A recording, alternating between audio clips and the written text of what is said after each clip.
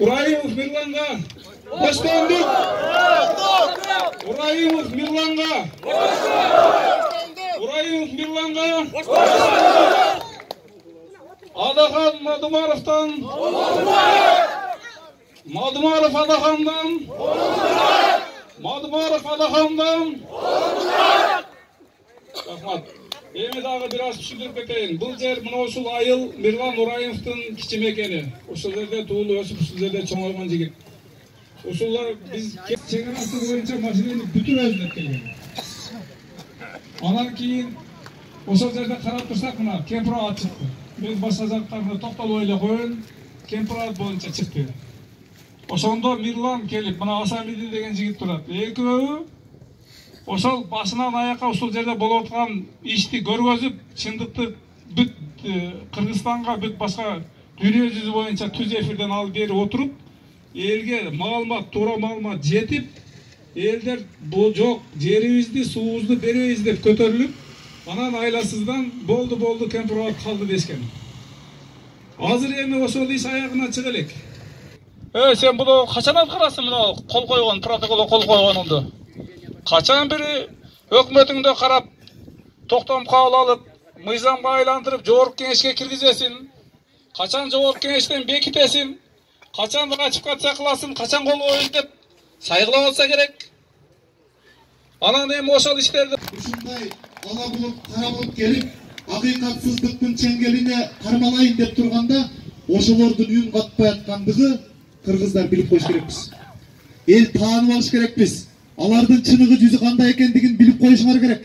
Бирок ишенбейм, эртең кайра келсе бата берчү ушул аксакалдар ошолорго. Мен ишенбейм, кайра келсе ат жаап арасында алдында чуркай турган муну агаларым.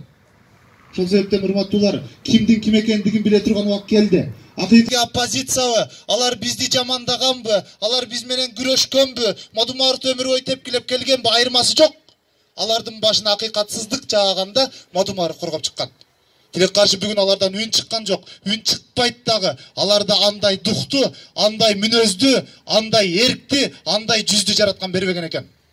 Андай жүздү, андай эркти, андай акыйкатты айта турган тилди бир Мадумаровга берген экен. Ошол Мадумаров менен өзгөн куршап бүткүл Кыргызстан эли сыймыктансаңыздар болот.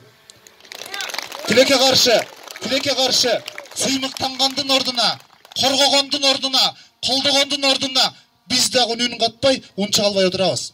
Эгер унча албай калсак эмне болот билесиздерби?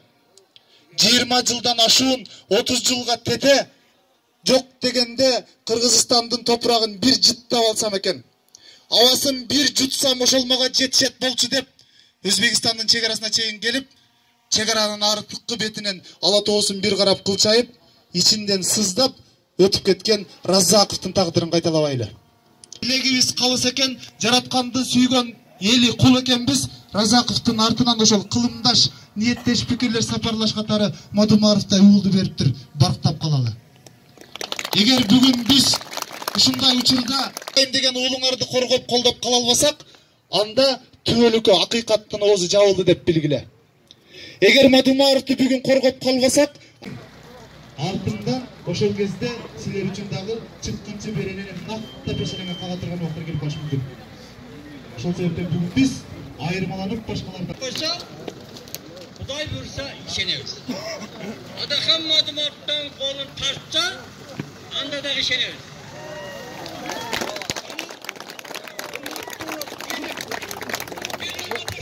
Силер кайра